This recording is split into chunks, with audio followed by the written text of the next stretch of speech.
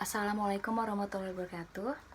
Halo teman-teman, perkenalkan saya Nina. Di sini saya ingin memberikan informasi kepada kalian. Informasi apa ya? Agar kalian waspada, tidak gampang percaya dengan orang lain gitu. Jangan sampai kejadian yang saya alami juga menimpa kalian semua gitu. Jadi dengan kalian melihat video ini, semoga kedepannya kita sedikit lebih waspada sama oknum-oknum penipu di luar sana yang masih berkeliaran sampai sekarang. Jadi saya mengalami musibah waktu hari Jumat tanggal 3 Juli kalau nggak salah.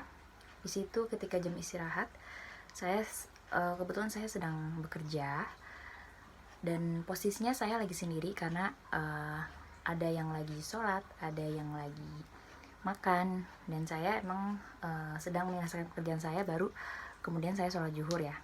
Jadi ada yang menelpon saya dan saya angkat. Itu menggunakan nomor pribadi. Kenapa saya angkat?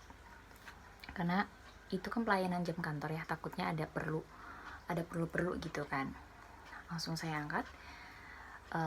Mereka bilang mereka sebagai agen Shopee menawarkan Shopee Pay. Saya mendapatkan cashback sebesar 1 juta gitu. Dan saya juga bingung apakah ini benar atau enggak, tapi oh ya, saya pengen tahu prosesnya seperti apa.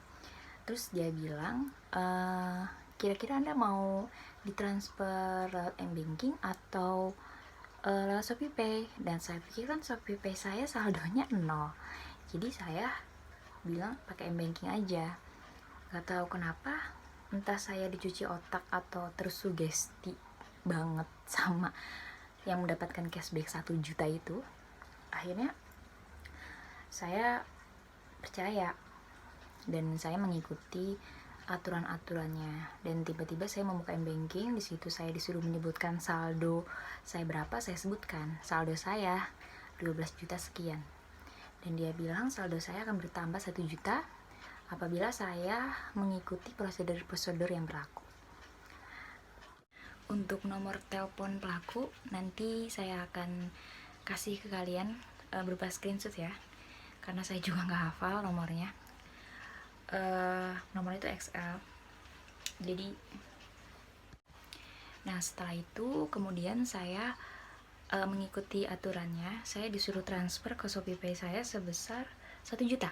Nah sebesar 1 juta, kemudian ada kode OTP gitu kan di SMS, dan dia bilang kode OTP-nya berapa, dan saya sebutkan dong kode OTP-nya. Otomatis Shopee Pay saya dibajak oleh mereka.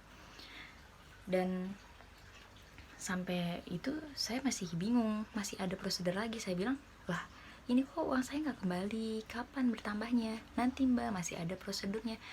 Saya di situ nggak dalam posisi sadar. Saya di situ udah kayak apa ya, kayak dibudaki ya, ibaratnya tuh kayak udah dicuci otaknya. Habis itu saya disuruh transfer lagi menggunakan OVO. Jadi kan di m-banking itu ada pembayaran, terus ada klik OVO atau Dana ya. Saya klik OVO, terus ada nomor-nomor aneh gitu loh. Saya nggak ngerti, saya nggak paham. Saya sampai nulis itu nomor-nomornya, dan saya lihat di internet katanya itu nomor hipnotisnya seperti itu. Saya transfer ke OVO dengan nomor HP sekian, nanti saya kasih lihat di screenshotnya nanti, sebesar 4 juta sekian. Lalu saya transfer lagi sebesar 6 juta sekian, itu udah total pas ya 12 juta. Nah habis itu saya udah transfer kan, saya bilang kapan uang saya, kok nggak balik-balik gitu. Saya bener-bener otak tuh kayak melayang, pikiran saya juga kayak nggak ada di tempat gitu. Terus dia bilang uang Anda akan kembali sekitar setengah jam lagi, tapi mohon maaf, Shopee kan nggak kerja sama Mandiri juga, harus ada bank lain gitu. Saya ditanya apakah ada bank lain, ya saya bilang nggak ada, saya cuma Mandiri. Padahal dalam hati saya juga punya bank yang lain gitu. Tapi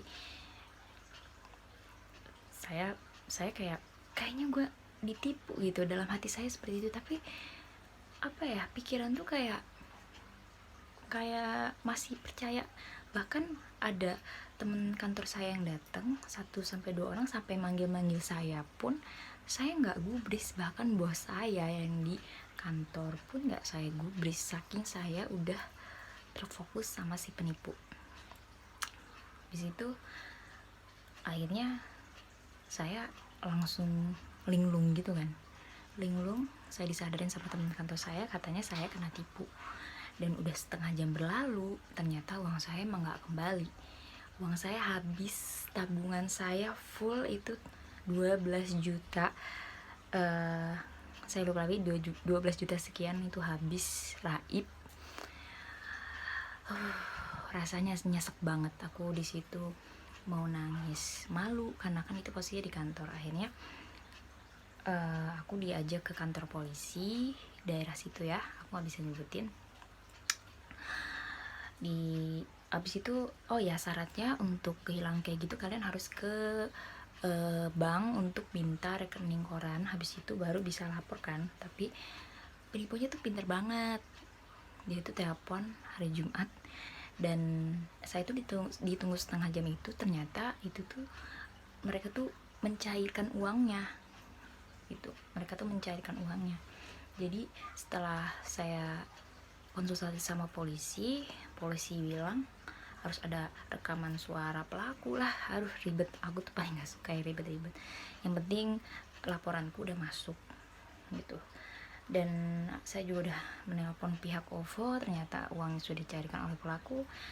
Dan syarat untuk membekukan nomor tersebut ada beberapa syarat yang saya emang gak ada waktu buat ngurusin karena saya bekerja di dinas pemerintahan, di dinas pemerintahan salah satu kota di Indonesia. Jadi udahlah, aku nggak ada waktu buat ngurusin gitu.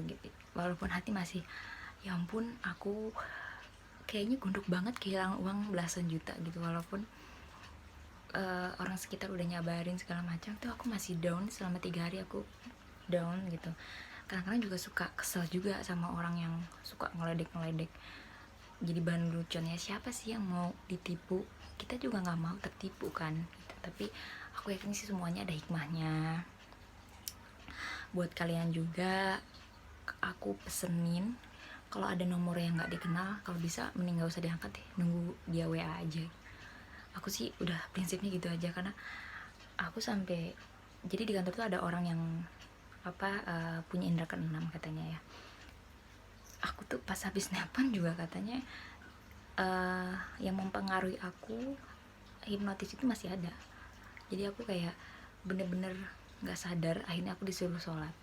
Kebetulan aku di situ sholat zuhurnya itu jam 1:30 ya, jam 1:30.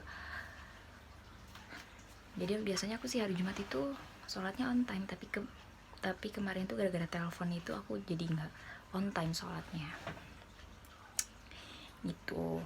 Terus pas aku selidikin lagi di Shopee, ternyata Shopee-nya itu yang aku transfer 1 juta itu untuk pulsa mereka sebesar 500.000 ada 2 nomor. Lalu di OVO itu ada 1 nomor, 10 juta itu 1 nomor. Iya ya, kalau di Shopee 3 nomor, yang satunya 150.000, jadi 500, 150.000. Dan di OVO itu 10 juta 1 nomor gitu. Jadi sebenarnya bisa diusut polisi, cuma kan aku orangnya kayak kayak nggak mau manjang gitu ya, maksudnya apalagi dengan kasus seperti ini tuh terlalu banyak. Pastikan ini tuh bagi polisi mungkin kecil ya maksudnya, dan kalaupun diusut dia ada di luar daerah, di luar pulau, ya otomatis mengeluarkan biaya lagi kan, dan untuk uangnya kembali juga butuh proses yang sangat panjang. Ini bener-bener pengalaman aku yang bener-bener bikin aku terkaget-kaget. Mungkin aku kurang sedekah atau ada dosa yang aku perbuat, tapi aku yakin semuanya ada hikmahnya. Gitu aja. Sekian info dari saya. Untuk nomor-nomornya nanti aku screenshot, ada abis video ini ya, aku screenshot, barangkali nomornya sama, karena nomor yang nelpon aku sebagai agen Shopee itu udah terkenal di Google, udah emang udah terkenal kasus penipuan, cuma bedanya kalau di Google pas aku telusuri itu dia itu mengaku sebagai Grab, dan itu terjadi di Malang. Kalau aku kan terjadi di Bogor, jadi itu nggak tahu dapet nomor kita dari mana, entah dari kita buku pulsa, entah dari kita kalau dikirim paket nomornya nggak dicoret-coret. Pokoknya aku nggak mau sampai pengalaman aku terjadi sama kalian juga. Oke, sekian, terima kasih, semoga video ini bermanfaat. Assalamualaikum warahmatullahi wabarakatuh.